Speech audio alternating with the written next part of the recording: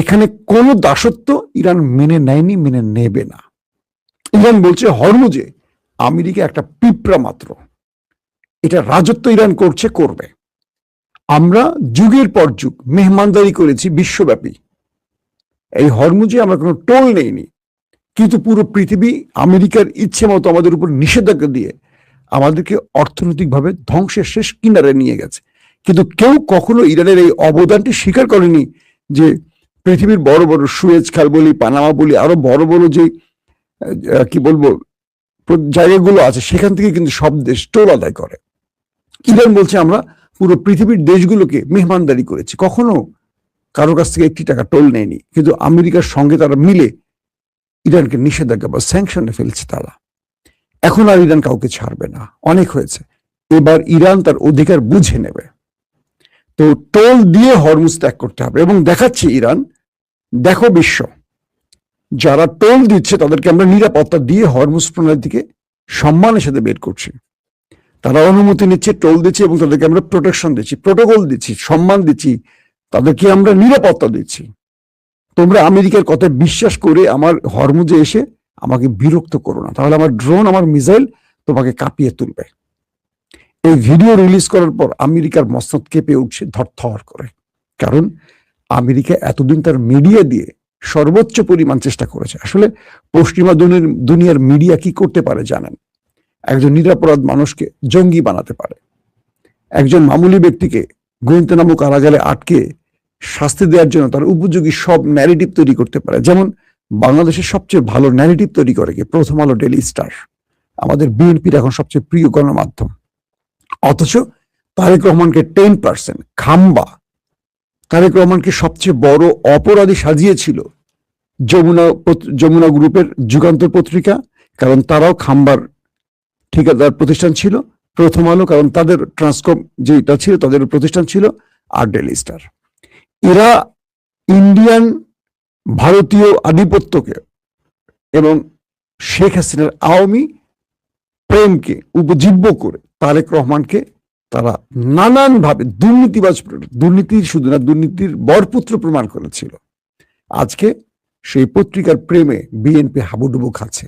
BNP এমন একটি দল, তারা ক্ষমতা পেলে অতীত সব ভুলে যায়, কে তার বন্ধু ছিল আর কে তার শত্রু ছিল, কারণ তাদের ক্ষমতার চেয়ে বড় কিছু নেই তাদের জীবনে।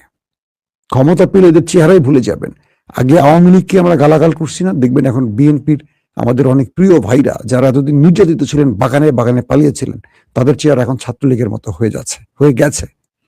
তো এটি বললাম, বিএনপিকে একটু খোঁচা দিলাম শুধরানোর জন্য। আমরা আওয়ামী লীগ দেখতে চাই না বিএনপিকে। তো প্রথম আলো, ডেইলি স্টারের মতো পত্রিকার ন্যারেটিভ তৈরি করে বাংলাদেশে, দেখবেন এরা একটা ন্যারেটিভ এমন ভাবে তৈরি করে, বাংলাদেশের সুশীল নামে কিছু কুশীল ওইটাকে নিয়ে মাঠে নেমে যায়। ফিফথ কলাম, ইহুদিদের এবং ভারতীয় দাসরা তাদের এজেন্টে নেমে বাংলাদেশকে একটা বড় বিপদে ফেলে দেবে। তো ঠিক একইভাবে পশ্চিমা দুনিয়ার গণমাধ্যমগুলো ইরানকে সন্ত্রাসী, পাকিস্তানকে সন্ত্রাসী, এইটা সেটা ব্লাব অনেক কিছু প্রমাণের চেষ্টা করছে। ইরান এখন সবগুলোর জবাব দিচ্ছে। এতদিন ইউরোপ, আমেরিকা, এতদিন বিভিন্ন দেশ আমেরিকার এই পশ্চিমা দুনিয়ার গণমাধ্যমকে বিশ্বাস করত। এখন ইরান প্রতিটি কাজকে প্রমাণ করে দিচ্ছে। ইরান 10টা মারলে 10টা প্রমাণ দিচ্ছে। এখন আর আমেরিকার গণমাধ্যমকেও বিশ্বাস করছে না। এখন BBC, CNN, Reuters, Washington post, new York Times, যাই বলি না কেন, মানুষ যাচাই বাছাই ছাড়া আর বিশ্বাস করছে না। তো এই পরিস্থিতির মধ্যে ইরান হরমুজ প্রণালী তার কন্ট্রোলে রেখে টোল আদায় করছে, নিরাপত্তা দিচ্ছে। এই দৃশ্যগুলি দেখানোর মাধ্যমে পুরো পৃথিবী বুঝতে পারছে হরমুজের বাদশা এখনো ইরান। এটা নিয়ে আর কোনো দ্বিতীয় ঝামেলা নেই। দর্শক, দ্বিতীয় যে বিষয়টি, ইরান বলছে গালফে আমাদের যারা বিশ্বাসঘাতক ছিল তাদেরকে আমরা একটা সুযোগ দিতে চাই। মানে সৌদি আরব, কাতার, আরব আমিরাত, এদেরকে একটা ইঙ্গিত করছে। কালকে আরব আমিরাতের পারমাণবিক বিদ্যুৎ কেন্দ্রে হামলা হয়েছে।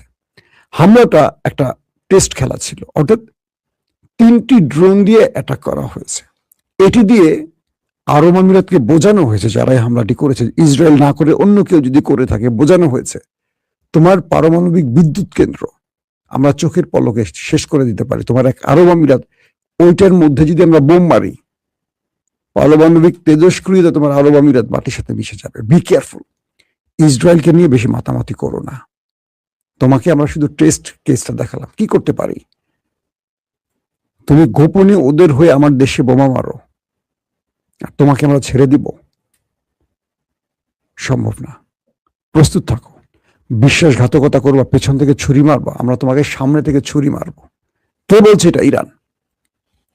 তো ইরান বলছে গালফ কান্ট্রি যেসব বিশ্বাসঘাতকরা ইরানে হামলা করেছে, আসছে যুদ্ধে, মানে আগামী 24 ঘন্টা 48 ঘন্টা যে যুদ্ধে লাগতে যাচ্ছে, কনফার্ম না, এটা কাতারের একজন বড় বিশ্লেষক আল জাজিরাকে বলেছেন, সেটা আমি বললাম।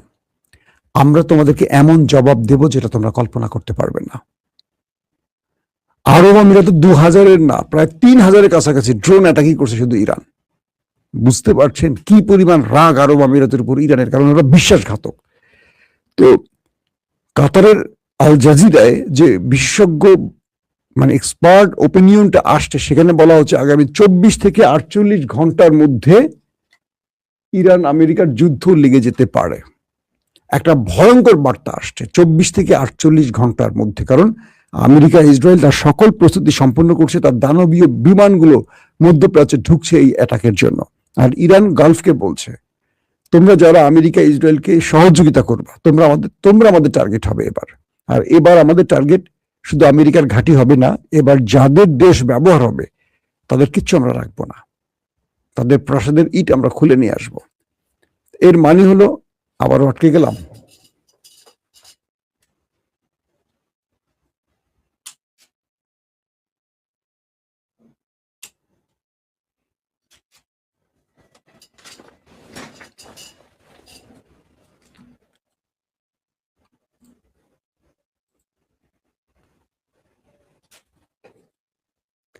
তো এর মাধ্যমে ইরান গালফকে যে বার্তাটি দিল যে তোমরা পাগলামি করো না, পাগলামির রেজাল্ট এবার ভয়াবহ হবে। ইরান বলছে যে আমরা কোনো মুসলিম দেশে আক্রমণ করতে চাই না, কোনো মুসলমানের রক্ত ঝরুক চাই না, শুধু মুসলমান না, কোন নির্দোষ মানুষের রক্ত ঝরাতে চায় না। কারণ ইরান ইসরায়েলে যে অ্যাটাকগুলো করেছে, সেখানেও কিন্তু তারা সামরিক কেন্দ্র, সামরিক বাহিনী, বোমা স্টোরেজ, মিসাইল স্টোরেজ টার্গেট করছে। তারা কিন্তু নিরীহ মানুষকে একেবারে মারতে চায়নি, যেটা ইরানের ভেতরে এসে প্রায় 250 শিশুকে মেরে দিয়ে গেছে ট্রাম্প সাহেব। এটি কিন্তু ইরান করেনি। এটি করলে পুরো পৃথিবীর পশ্চিমা গণমাধ্যম বিশাল আকারে হেডলাইন করে দেখাতো, সুযোগ পায়নি। দর্শক, ইরান লাস্ট যে কথাটি বলছে সেটি হলো, হরমুজ প্রণালীর নিচ দিয়ে 10 ট্রিলিয়ন মার্কিন ডলারের ক্যাবেল গেছে, ইন্টারনেট ক্যাবেল।